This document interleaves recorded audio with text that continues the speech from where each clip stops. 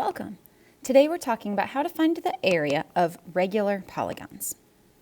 First, here's a review of all of the formulas that we've looked at so far through this playlist. I'm not going to read them all off today because you've seen these a lot of times by now. But the one that we need specifically for our work today is to remember that the area of a triangle is 1/2 times the base times the height. Now a little bit of setup. We said regular polygons. Well, what is regular? A shape is regular if all of its sides and the interior angles are all congruent. So here are two triangles. The one on the left is regular. It's an equilateral triangle. The one on the right is not a regular triangle. One of those sides is definitely shorter than the others. Here are two quadrilaterals. One of them's a square, which we know has all 90-degree angles and all the sides are the same, so that is a regular quadrilateral. The blue one on the right has 4 sides, but it's definitely not regular. All of those angles inside are not congruent. Now, it's not just weird-looking shapes that are not regular. Rectangles are not regular. Even though all of the angles inside match, the side lengths are definitely different. And then here's a septagon or heptagon. There's a regular one on the left where all of those interior angles are congruent, all of the sides are congruent, but the one on the right, it has 7 sides. You can pause the video and count them. It's not regular though. Not all of those sides are the same length.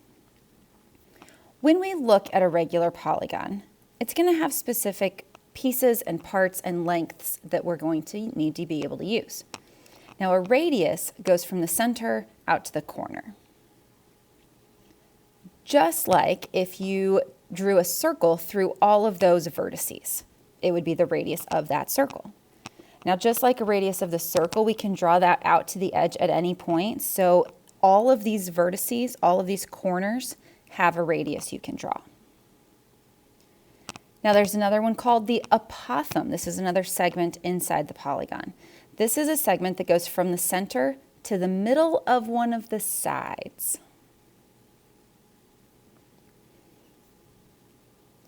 What we're going to do, though, is focus on just the apothem for a moment.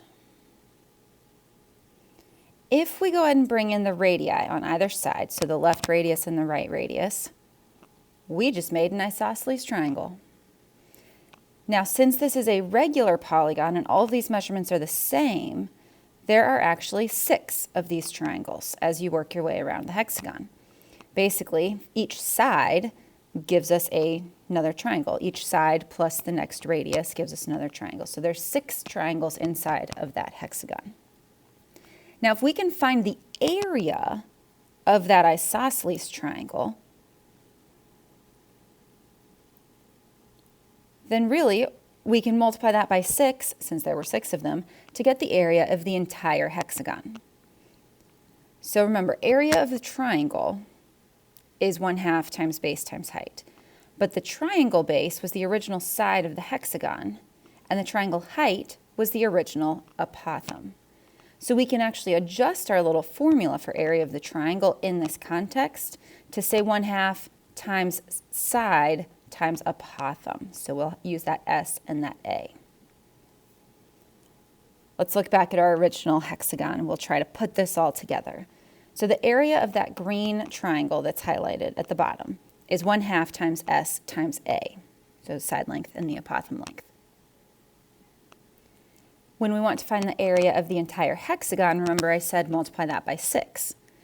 Now, if you remember, the reason we said 6 was because this is a hexagon, and a hexagon has 6 sides. Let's substitute in our area of a triangle formula. So now area of a hexagon, we can say is 6 times 1/2 times the side length times the apothem length. Let's work an example. Let's find the area of the regular hexagon below with side length 3.4 centimeters and apothem length 2.9 centimeters. Here's our formula for area of a hexagon. Now 6 times 1/2, this is all just a bunch of multiplying. 6 times 1/2 times S times A. We can go ahead and multiply the 6 times 1/2. It's an easy one most of us can do in our head. So we'll simplify that down to 3.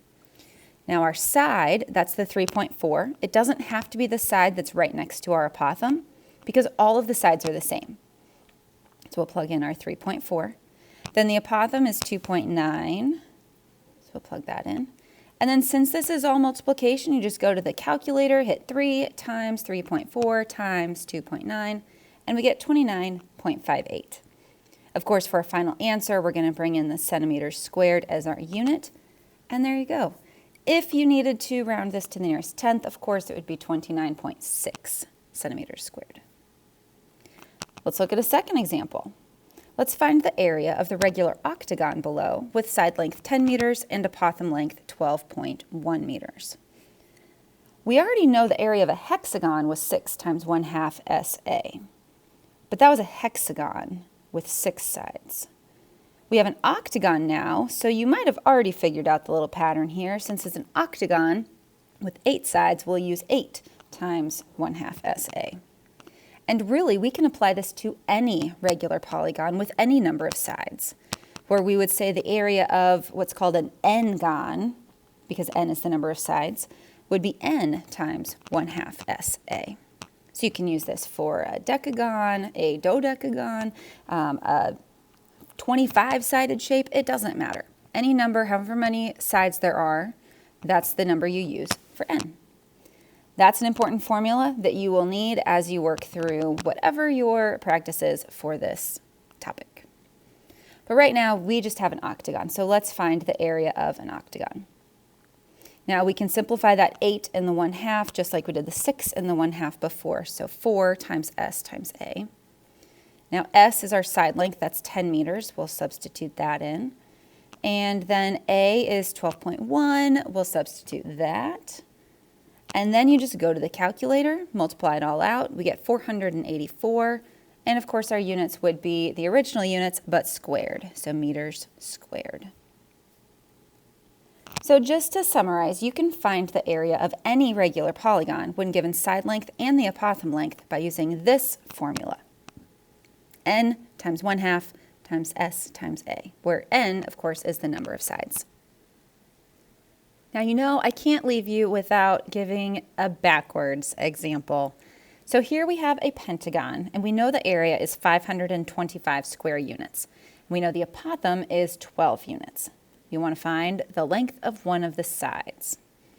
So we already have our information in here. The area is 525, apothem is 12. We need to know the side. Here's our formula. Remember, this is the one that we just summarized, where A is the area, N is the number of sides we have, S is for side, the actual length of the side, and A is, the little a is for apothem. So 525 is our area. We're going to fill this in from left to right. Any information we know, we'll plug in for the correct number. Then the next letter is N. Remember, N was the number of sides. You can just count here, or if you know what the word pentagon means, it means 5-sided shape. So N is 5. Then S is what we don't know. We're going to leave that as S for now. Little a is the apothem, so we'll change that to a 12. Now, when you're simplifying this, since everything on the right side of our equation is all multiplication, we can do it in any order. I'm going to go ahead and multiply the 1/2 times the 12, because that's nice and easy. Multiplying by 1/2 is the same as dividing by 2, so 1/2 times 12 simplifies to 6. Then I'll multiply the 5 times the 6 and we get 30. Then we'll divide both sides by 30. Since right now it says 30 times S, we'll divide by 30. And 525 divided by 30 is 17.5. So our side length, if our apothem was 12 and our area was 525 on this regular pentagon, our sides must have been 17.5 units long. Thank you very much for joining me. I'll see you next time.